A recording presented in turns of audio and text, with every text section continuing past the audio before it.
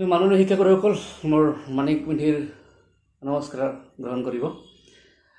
TLM আমাৰ শিক্ষা ব্যৱস্থাৰ এটি অবিচ্ছেদ্য অংগ আৰু TLM ব্যৱহাৰ কৰি আমাৰ যদি ক্লাছবিলাক কৰোঁ তেনেহ'লে ছাত্ৰ ছাত্ৰীসকলে অতি সহজে শিক্ষাৰ বিষয়বস্তুসমূহ শিক্ষণীয় যিবিলাক বিষয়বস্তু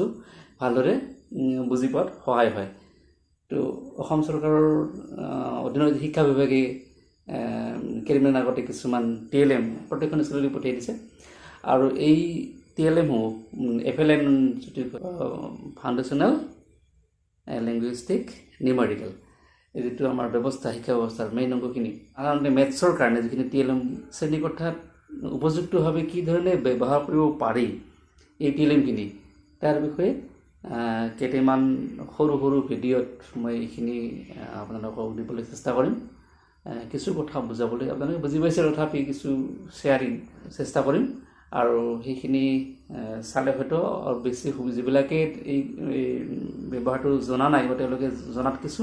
সুবিধা হ'ব। গতিকে বিশেষ দেৰি নকৰি মই প্ৰথমতে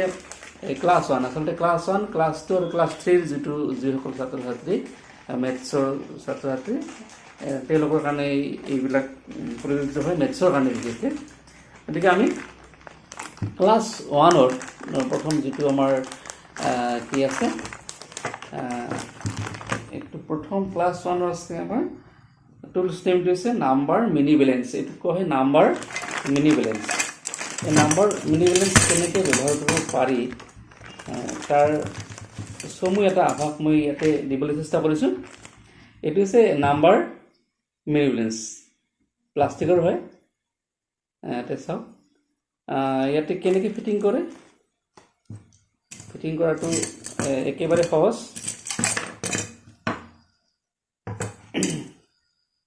এনেকুৱা আছে এইখন, ইয়াতে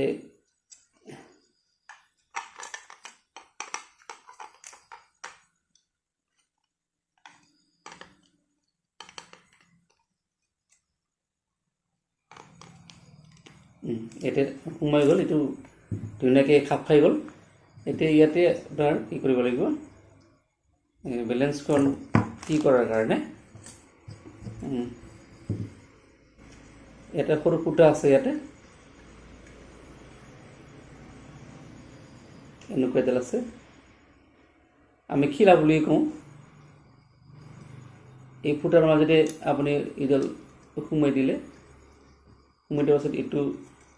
এইটোৰ কাৰণে আকৌ এটা খিলা আছে,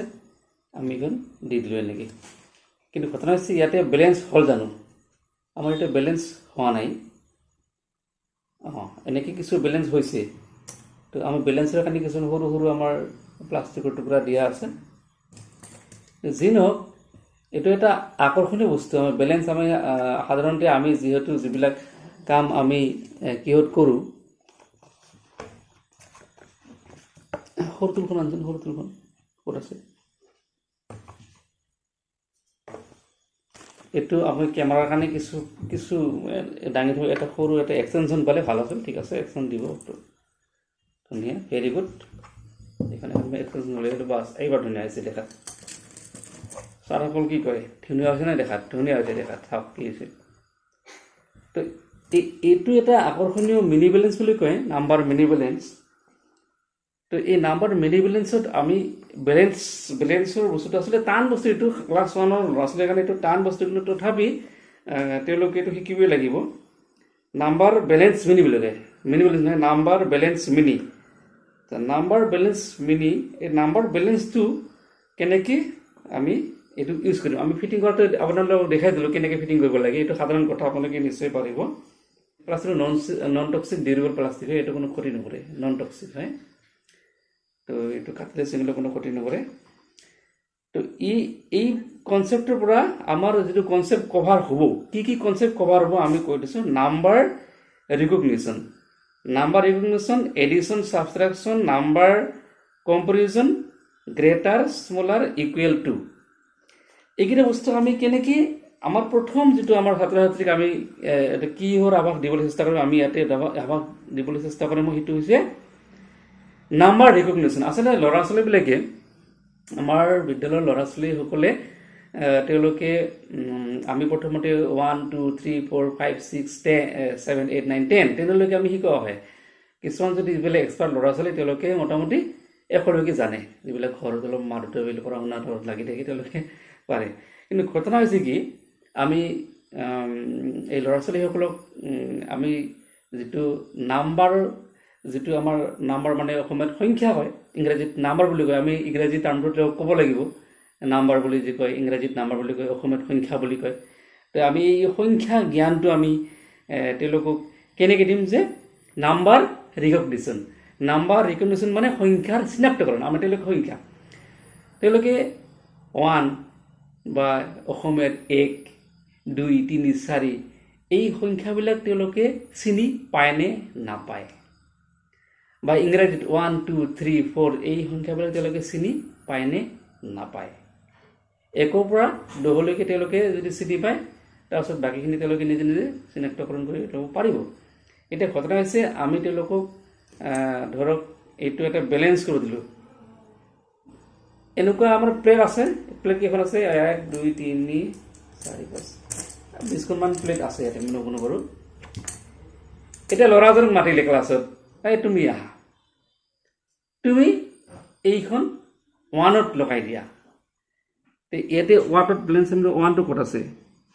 যদি 1ত আছে এইটো যদি জানিলে 1ত এইটো 1 আছে 1ত তেওঁলোকে ধুনীয়াকৈ সোমাই দিলে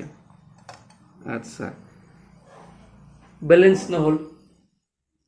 নহ'ল আকৌ এজনক মাতা হ'ল এই তুমি আহা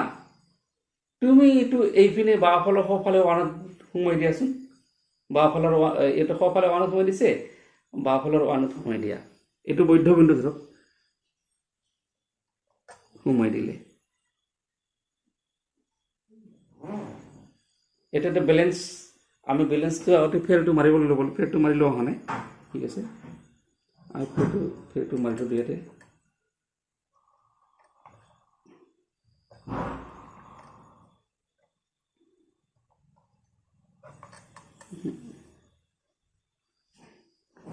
ঠিক আছে এইটো বেলেঞ্চ হৈছে এই 1 এজনে ইয়াতে 1ত দিলে আন এজনে দিলে আৰু এজনে মাতিলে আনিলে তুমি 2 দিয়াচোন ইয়াতে এজন 2 দিলে আৰু এজন মাতিলে তুমি 2 দিয়াচোন ইয়াতে 2 দিলে এজনক ক'লে তুমি এইটো 5ত দিয়াচোন তেওঁ যদি নাম্বাৰটো চিনি পায় তেওঁ ধুনীয়াকৈ আহি 5ত আহি এনেকৈ সোমাই দিব যদি নাপায় তেনেহ'লে নাম্বাৰ বিচাৰি হয়ৰাণ হ'ব কি হ'ল এইটো তুমি আহাচোন এইটো 5ত বহাই দিয়া এই ধুনীয়াকৈ এনেকৈ 5ত বহাই দিলে আচ্ছা এনেকুৱাকৈ তেওঁলোকে যদি নাম্বাৰবিলাক বা তেওঁলোকক এটা কাম কৰে বৰ্ডত লিখি দিলে বোলে 6 সংখ্যাটো তুমি এইটো সোমাই দিয়া আহি যদি নাম্বাৰটো গম পায় তাৰপৰা তেওঁলোকক নাম্বাৰ যদি চিনাক্তকৰণ নাম্বাৰৰ যদি চিনাক্তকৰণ নাম্বাৰৰ যদি সংখ্যাৰ যদি চিনাক্তকৰণ এইটো তেওঁলোকে গম পাব তেতিয়া আমি নিজে মানে গম পাম যে কোনজন ল'ৰা ছোৱালীয়ে সংখ্যা জ্ঞান হোৱা নাই তেওঁলোকক সংখ্যা জ্ঞানটো দিব লাগিব এতিয়া ঘটনা হৈছে এইটো নাম্বাৰ ৰিকগনিশ্যন এইটো মানে সংখ্যাৰ চিনাক্তকৰণ হৈ গ'ল ইয়াতে আৰু কনচেপ্ট কভাৰ কৰিব এডিশ্যন ছাবট্ৰেকশ্যন এই ধৰক ইয়াতে কিমান আছে এইখন যদি আমি 3 দি দিওঁ এইখনো আমি ইয়াতে 3 দি দিওঁ ঠিক আছে ইয়াতে কিমানখন আছে প্লেট কিমানখন আছে 3খন আছে ইয়াতে কিমানখন আছে প্লেট 3খন আছে যদি যোগ কৰা হয় 3 আৰু 3 যোগ কৰিলে কিমান হ'ব 3 আৰু 3 যোগ কৰিলে কিমান হ'ব 6 হ'ব 3 + 3 = 6 তেওঁলোকে 6টো বৰ্ডত লিখি দিলে 6 এইটো 6 হয় এনেকৈ তেওঁলোকৰ এডিশ্যনৰ যিটো ধাৰণা এনেকৈ দিব পাৰি বা ইপিনে যদি আমি 4খন প্লেট দিলোঁ আৰু ইপিনে বাওঁপিনে কিমানখন আছে 4খন আছে সোঁপিনে কিমানখন আছে 3খন আছে প্লেট তো এই গোটেই মিলি কিমানখন প্লেট আছে হিচাপ কৰি দিয়া 1 2 3 4 5 6 7 তেওঁলোকে ধুনীয়াকৈ যদি যোগ কৰি 7খন বুলি ক'ব পাৰে কাৰণ সংখ্যা জ্ঞানটো তেওঁলোকৰ আছে এতিয়া 7খন আছে তুমি দুখন উলাই নিয়াছোন ইয়াৰ পৰা কেইখন উলাই নিলা দুখন উলাই নিলা 7ৰ পৰা 2 বিয়োগ কৰি দিয়ক বড় লিখি দিয়ক 7 - 2 দুখন উলাই আনা হল 7 - 2 লিখি দিলে হ্যাঁ 7 বিয়োগ 2 7ৰ পৰা 2 বিয়োগ কৰিলে কিমান থাকিব হিসাব কৰা 1 2 3 4 5 5 থাকিলে লিখিব দিলে তেওঁলোক বড় লিখিব দিলে 5 বুলি লিখি দিলে 5 বুলি লিখি দিলে তো এনেকুৱাকে এডিশন আৰু সাবট্ৰাকশনৰ যেটো ধাৰণা মানে যোগ আৰু বিয়োগৰ ধাৰণাটো এদৰে দিয়া যাব ঠিক হেদৰে সমানৰ ধাৰণাটো দিয়া যাব সমানৰ যেটো ধাৰণা ইফালে কিমান আছে বাওফালে আছে 4খন সফালে কিমান আছে 3খন সমান হৈছেনে হোৱা নাই আৰু এখন দিলো বাওফালৰ বাওফালৰ আছে 4খন সফালৰ আছে 4খন সমান হল ব্যালেন্স হল এটা ব্যালেন্স ভাৰসাম্য হল ওজনটো সমান হৈ গল দুফালে তে এটো সমানৰ ধাৰণাটো দিব পাৰি ডাঙৰ সৰু কোনটো সংখ্যা ডাঙৰ 6টো ডাঙৰ নে 4টো ডাঙৰ এদৰে সৰু সংখ্যা 1টো ডাঙৰ নে 3টো ডাঙৰ কোনটো ডাঙৰ 3টো ডাঙৰ 6টো ডাঙৰ 9টো ডাঙৰ 2টো সৰু 4টো সৰু এনেকে ডাঙৰ সৰু ধাৰণা এটো এদৰে দিব পাৰি কম বেছি ধাৰণা এটো দিব পাৰি তো এই ধৰণে আমি ধৰক যেটো আমাৰ নাম্বাৰ ব্যালেন্স মিনি বুলি যেটো আমাৰ TLM আছে ইয়াৰ দ্বাৰা আমি সংখ্যাৰ চিনাক্তকৰণৰ লগতে যোগ সংখ্যাৰ যোগ বিয়োগৰ ধাৰণা আৰু লগতে সংখ্যাৰ ডাঙৰ সংখ্যা সৰু সংখ্যাৰ ধাৰণা আৰু ডাঙৰ সংখ্যা সৰু সংখ্যাৰ ধাৰণাৰ লগতে আপোনাৰ যেটো ইকুৱেল সমান সংখ্যা 6 আৰু 6 সমান 7 7 সমান 8 8 সমান এনেকুৱাকে আমি সমানৰ যে ধাৰণা এনেকে দিও মাননীয় শিক্ষাগুৰুসকল আশা কৰো ভিডিওটো চাই ভাল পাইছে আৰু আন যে শিক্ষক শিক্ষয়িত্ৰী তেওঁলোকক যাতে এই ভিডিওটো শ্বেয়াৰ কৰি জনাৰ সুবিধাখন কৰি দিয়ে আৰু ইয়াৰ পিছত কিছুমান আকৌ আছে অন্য এটা ভিডিওত মই এইটো প্যাটাৰ্ন ব্লক প্যাটাৰ্ন পাছত লিংকিং কিউব আদি বহুতো আছে নেক্সট লিংকিং কিউব পাছত ষ্টুডেন্ট ক্লক এইবিলাকৰ বিষয়ে সম্যক ধাৰণা দি যাম ভালেকেইটা ভিডিওত এটা ভিডিওত সম্ভৱ নহব কাৰণ বহুত দীঘল হ'ব ভিডিওবিলাক গতিকে সৰু ভিডিওত প্ৰায় প্ৰত্যেকটো বিষয় টাচ কৰি যাম ইয়াতে 1 ক্লাছ 1 পৰা ক্লাছ 3 লৈকে গতিকে আপোনালোকে ভিডিওবিলাক চাব আৰু শ্বেয়াৰ কৰিব বেছি দীঘলীয়া নকৰো আজিলৈ ইমানে ধন্যবাদ থেংক ইউ